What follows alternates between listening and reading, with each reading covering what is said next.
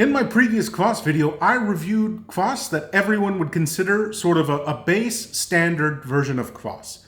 They may have been made using different breads or different methodologies, different fermentations, different ingredients, but there was no denying that they were all Kvass. I also said in the video that the world of Kvass gets a lot weirder, and you guys said that you wanted to check that out. So that's what this stuff is. So this stuff is not really your standard Kvass. It gets a little bit weird. So we're going to tap into these and check these out. So these are drinks that maybe call themselves Kvass. They might be closer to Kvass, but they're just a little bit off. Additionally, I proposed a question if you guys would like to see me make Kvass. So I did that, and it was a disaster.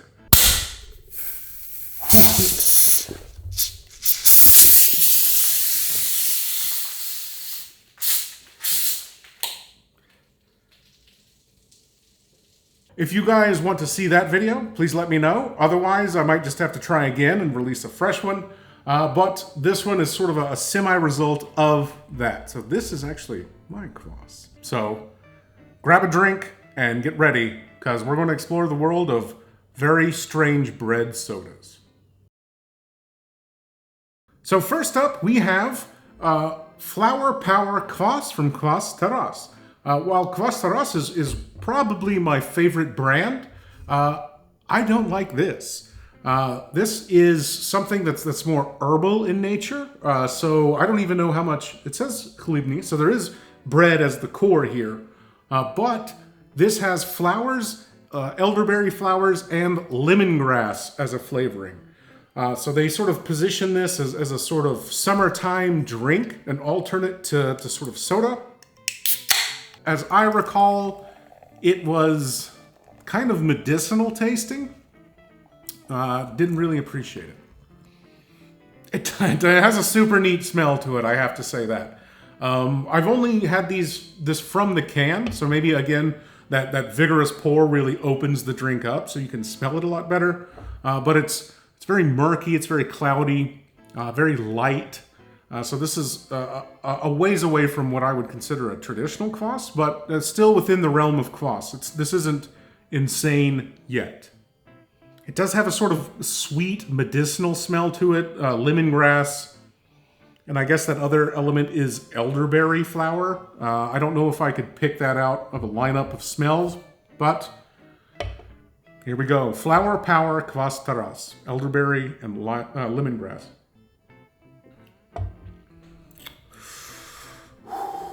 It's like drinking a kind of a sweeter mouthwash, almost. It's better than I remembered, but it is definitely super weird. If you're looking to scratch that Kvass itch, this is not it. This is absolutely not it. The bread element is sort of absolutely overridden by all of these herbal notes. So I would say that this is quite far from Kvass, and this is definitely something that you would only drink on a super hot summer day, like today. Very herbal, citrus, way better than I remembered. So this has actually definitely improved my sort of stance on this, but very weird, not very Kvass-like. But if you see this, which you probably won't, feel free to check it out. But keep in mind, not really a Kvass. So as we continue our trip down the weird Kvass road that we're on, we have persik, so peach Kvass. Live fermented unpasteurized white peach Kvass. So the language here does seem to sort of set it up as an actual Kvass, but just flavored with peach.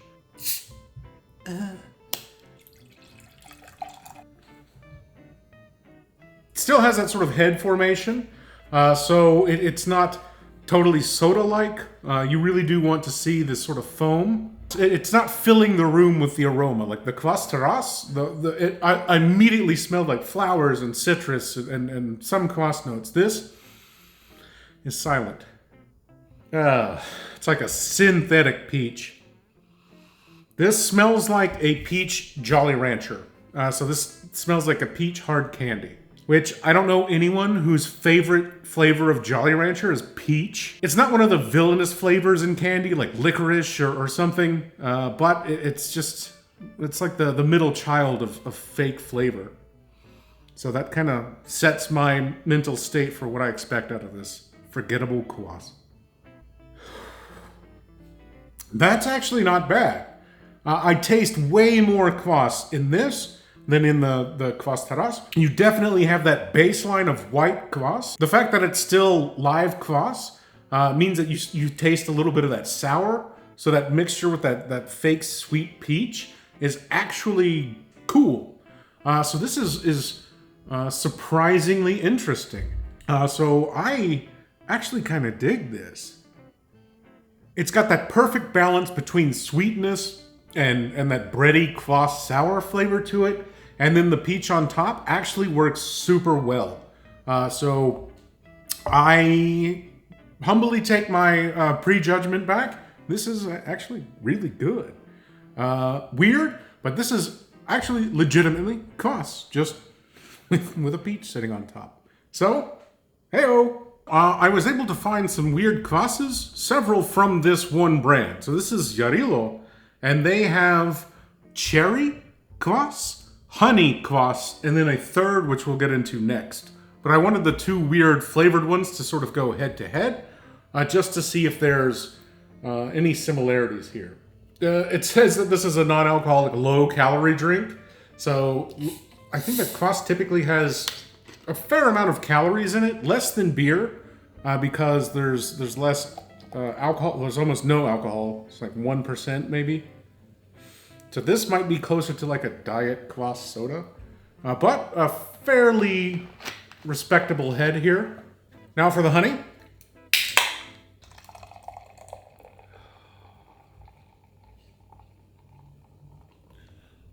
Visually, they look about the same, almost exactly. Whoa, very cherry. It doesn't smell too synthetic, but that's super cherry. That smells very, very cherry. This smells almost like mead, so this definitely has like a high honey smell to it. So we'll try the cherry first. Whoa. So this has more of that sort of synthetic flavor, like the Arseniivskyi and that. It tastes a little synthetic. I wouldn't even really call this sort of a genuine Kvass, but the cherry flavor is pretty neat. This is definitely a soda though, so we're getting pretty far away from like a fermented bread beverage. I wouldn't say no to it on a hot summer day, but it doesn't really scratch that Kvass itch. So the honey Kvass has sort of maintained a little bit more of that head. I don't know if it's just because I poured it second. It's got a very honeyed smell to it, almost like a mead. This is interesting. This tastes way more like a Kvass than this. This to me tastes synthetic. It tastes very chemical. This tastes way more natural. So yeah, you really get the flavors of the rye, a bready note to it, and you do taste honey. It all tastes kind of natural. It doesn't feel overly synthetic. So I would actually say that this is quite good too.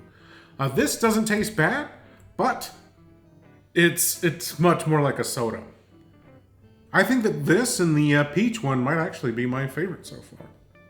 Okay, so now we're at something that I think is really interesting. So this again is the last one from the Yarilo brand, and this is a porter Kvass. This is the only Kvass that I've come across that had a mentioned alcohol percentage. So this is 1.2% alcohol. So as I mentioned, all Kvass has some remnant degree of alcohol. It's usually around 0.5%, some a little bit less, some a little bit more. So 1.2% is on the high side for Kvass. Before you feel any real intoxication, you'll be so physically full of Kvass that you would never get intoxicated. So this is, oh wow. So this is going to be a little bit closer to beer than any of the other Kvasses that we tried. That's beautiful. So that's what I like to see when I pour a Kvass. I like to see that really thick head. I like to see that it's opening up. I don't smell anything. It smells super bready. I'm not really sure where, it says porter here, like the style of beer. So I'm not really sure why they call it that. Maybe it's just a sort of mental connotation that they're trying to create. Super low ABV Kvass. Cheers. It's really thick. The head on it is super creamy. I really enjoy the flavor. You can taste that malt and the rye in it. So it's really good. I still think that I like the Kvas Taras Black more than this, but this is really good. So this seems like a way to enjoy Kvass and then also have the weakest possible alcoholic beverage on earth. So I think it might be a little bit more of a marketing thing, just so that they can put it on a can and release some new line, but tastes good. So this is probably the weirdest Kvass that I was able to pick up. This says pine Kvass. So this is sosnowy Kvass, and it feels like it's under a tremendous amount of pressure. The lady that sold me this at the farmer's market said, you know, be careful when you open it because it could erupt like champagne. So let's see how this goes.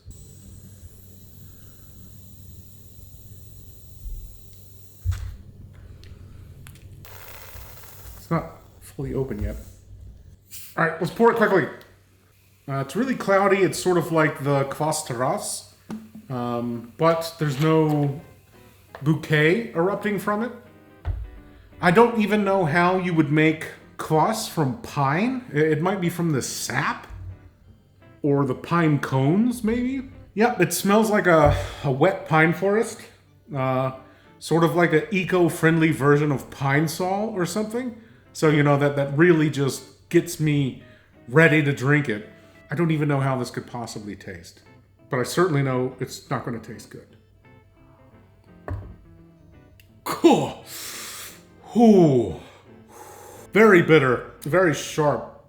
It's like someone made tea from pine needles. Ooh, ooh. That is so weird.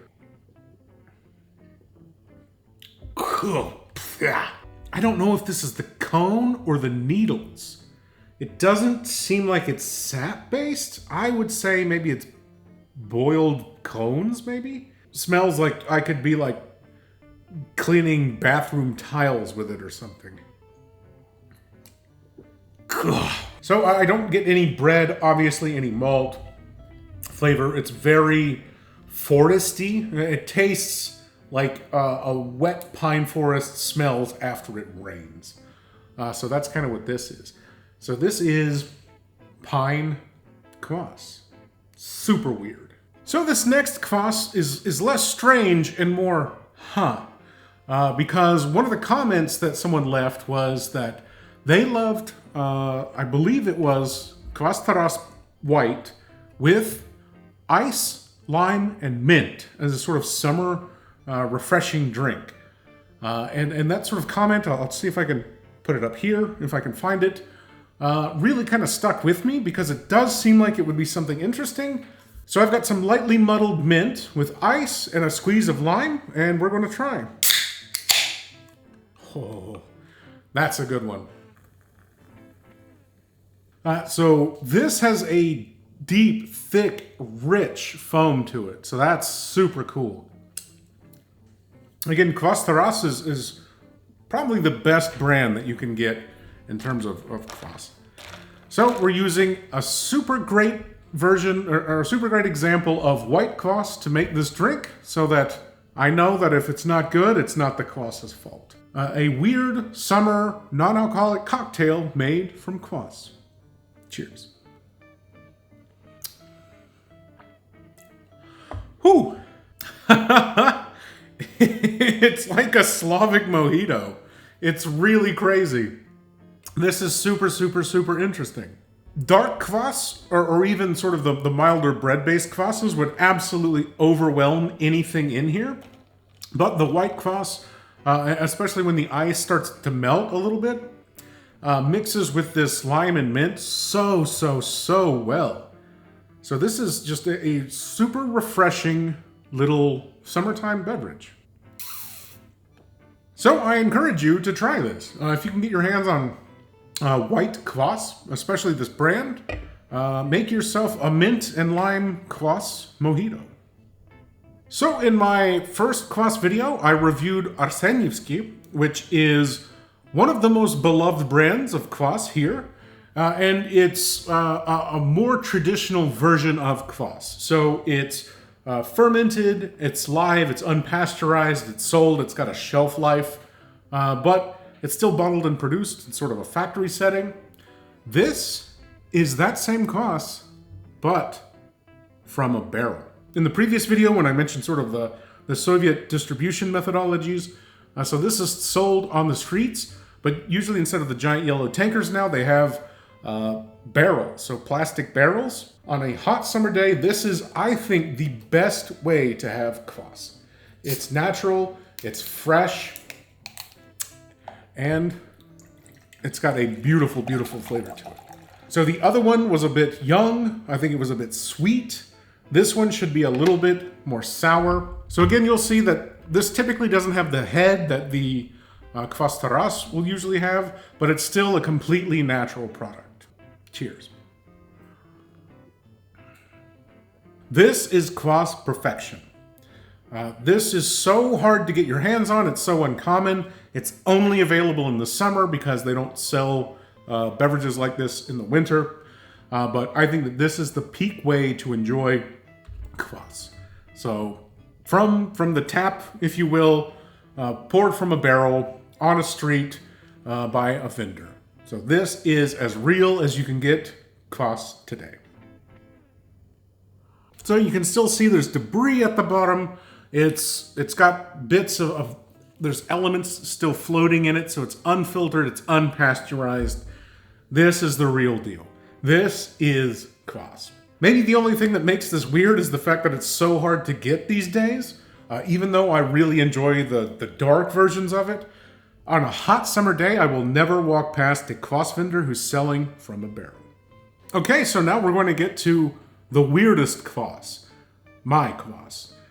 So I filmed a video. I'm not sure if I'm going to release it. Let me know if you guys want to see it, but it's basically just a symphony of errors. But what's in this jar I think might be less terrible than everything else I made, just because I realized that some of the ratios may have been off in the other versions. And so I just pulled the liquid from the bread that I had and then sort of created a small batch using slightly more rational ratios. So this might be drinkable, but probably still terrible. So there's raisins still floating in it to add their yeast. I made Kvass two ways, basically. One using a sort of medieval methodology and then another more modern. Both of them are horrible. So hopefully this one might be a little bit better. Forgive me.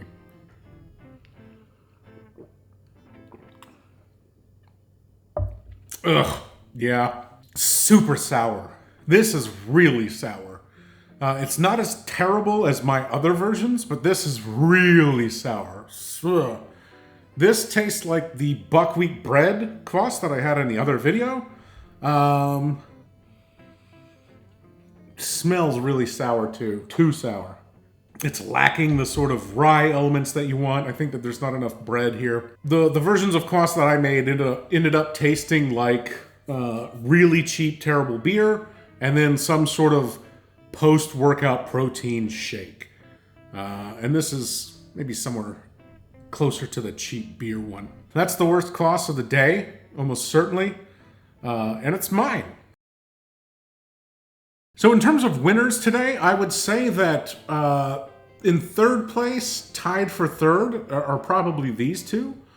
So this is a little bit closer to mead, and this is a little bit closer to some sort of artificial drink.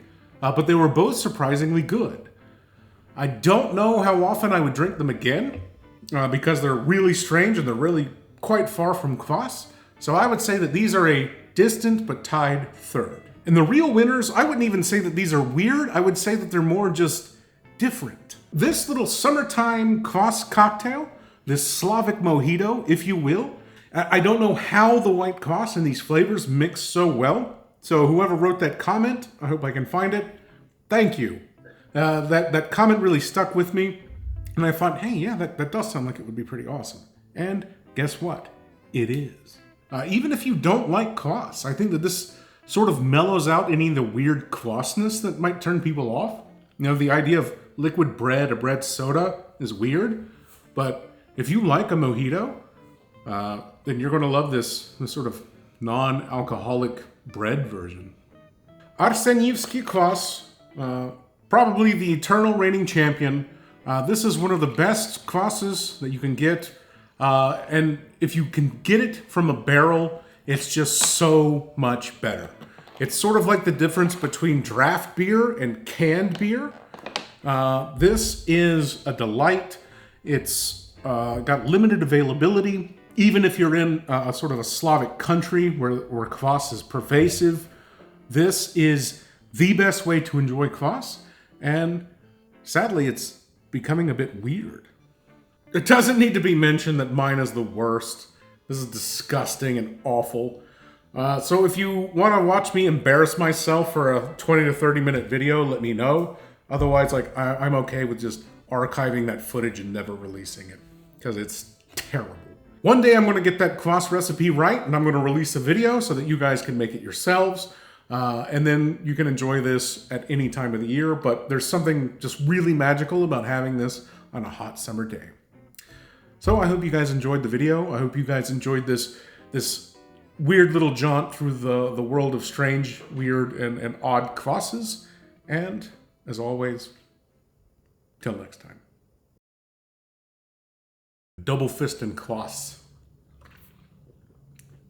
King of the castle, king of the castle.